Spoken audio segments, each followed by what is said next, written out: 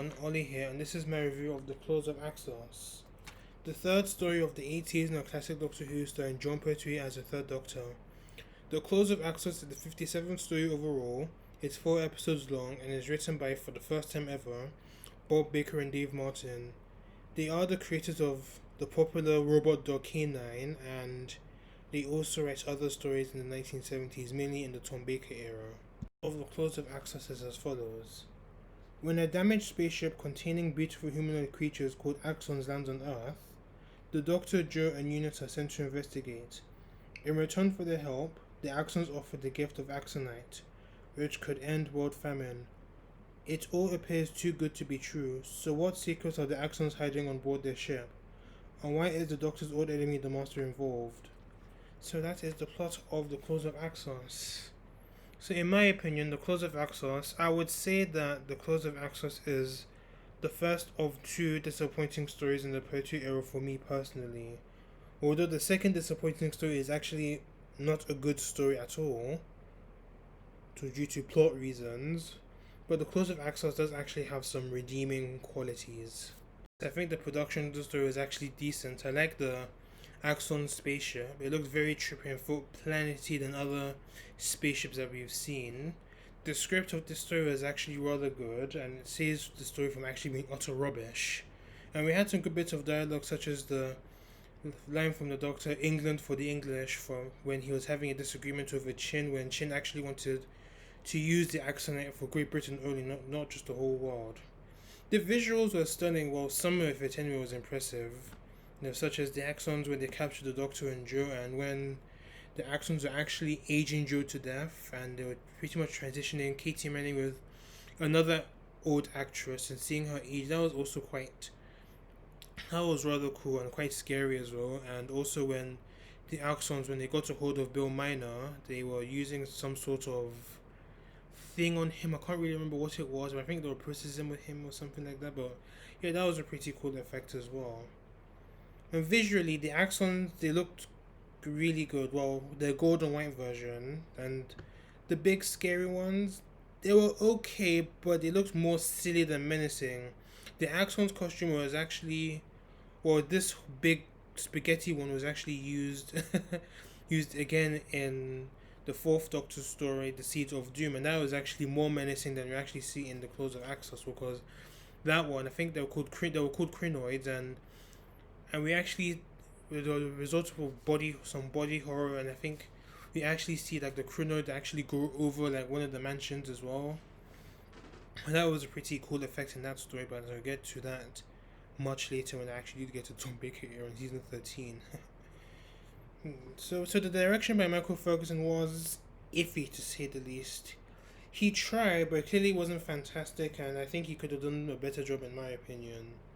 For example, I think when the Axons were like jumping onto the unit jeep, it did look a bit tacky, to say the least. So the story was actually okay, even though it wasn't actually engaging at times, but the whole plot of the Axonite was actually quite clever.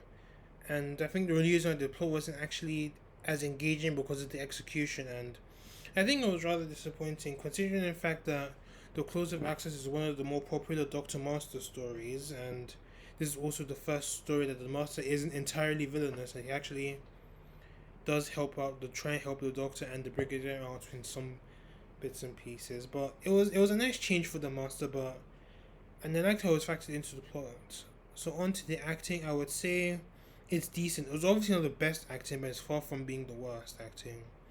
John Pertwee, he's great as always. He does a great job despite the disappointing factors, and I like the line he gave at the end when the Axons were defeated, and then he actually took the TARDIS up to Axon, the planet of Axos, and then he returned with the TARDIS, and the Doctor was like obviously frustrated. He wasn't able to get to it after saying his goodbyes to Joe, the Brigadier, and everyone else there.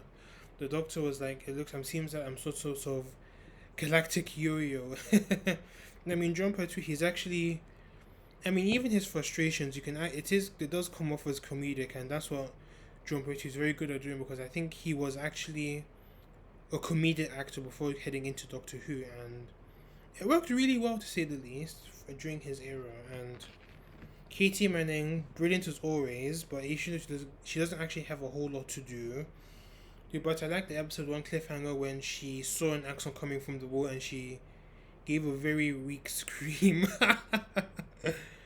Nicholas Courtney as the Brigadier. I love how he's actually written to do a whole lot in the story, and he does get his overdue cliffhanger moment when the Master was giving him an ultimatum to have the Axons destroy Earth, or let them destroy the Axons, but the Doctor and Joe were still on the Axon spaceship.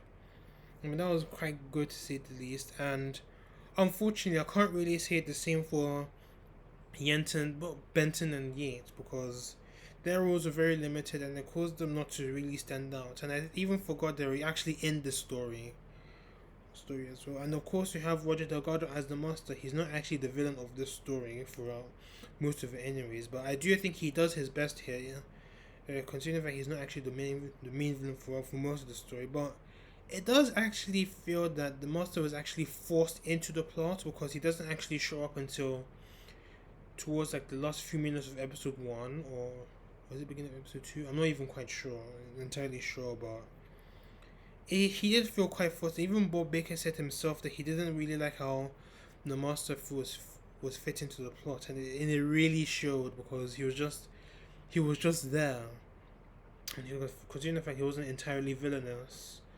Let's see, the only villainy thing that Master actually did in the story was stealing the Master's TARDIS.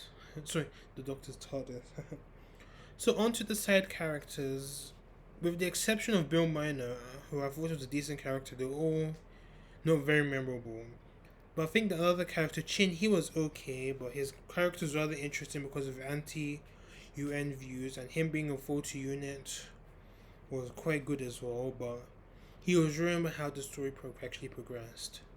So the main villains of the story are the Axons, and their writing was okay, but as I mentioned before, they didn't really feel as menacing.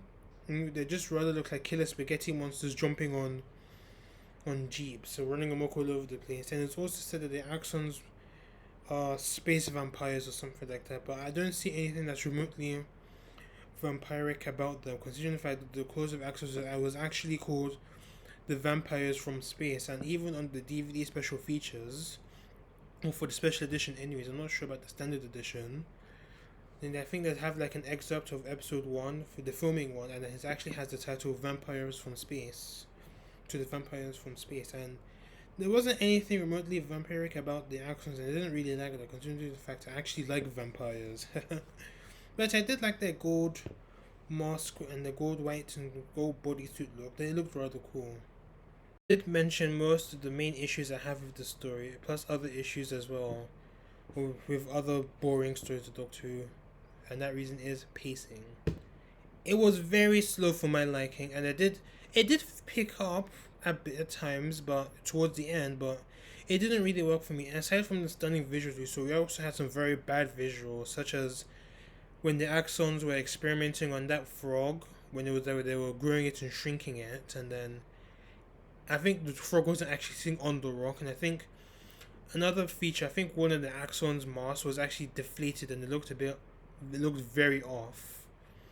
And plus, when the Axons were throwing themselves on that jeep, Lord have mercy, that was something to say the least. And we also had Pig Ben Josh. I had no idea how this character actually became popular within the main show, considering the fact the man was said one line and gets killed by the Axons within a minute. Like, this is just like Benny from Over 55 in Series 12. How I really don't understand how that character became popular because of Benny. I mean, Jesus Christ, you Whovians, you're just weird.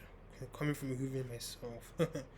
So to conclude this review, Claws of Axos actually had promise, but too many factors let it down. But it does have little charm, and that's what actually made the story a bit more redeemable. So I gave the Claws of Axos a 5 out of 10. My next review will be The Colony in Space, so keep an eye out for that one. Thanks for watching this review. Let me know what you thought of The Claws of Axos and this review itself. Please subscribe to my channel if you haven't done so already. Until then, see you later.